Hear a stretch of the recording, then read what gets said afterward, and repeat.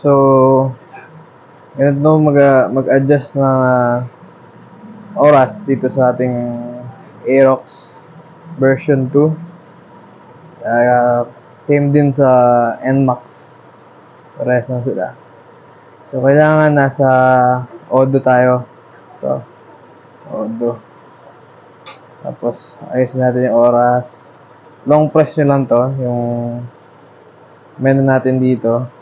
Ayan. Ayan. Long press nyo lang.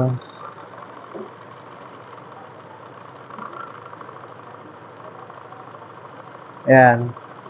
So, pag na long press nyo na siya, pindutin nyo lang to kung anong oras na. Hanggang sa mag-adjust tong oras nyo yan. So,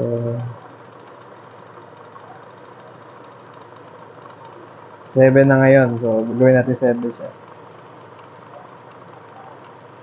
Ayan. Tapos kung ililipat mo naman sa minutes, long press nyo mga 2 seconds lang. 2 seconds. Ayan. 16 na ngayon. Pagkatapos na, long press nyo lang ulit yung menu natin.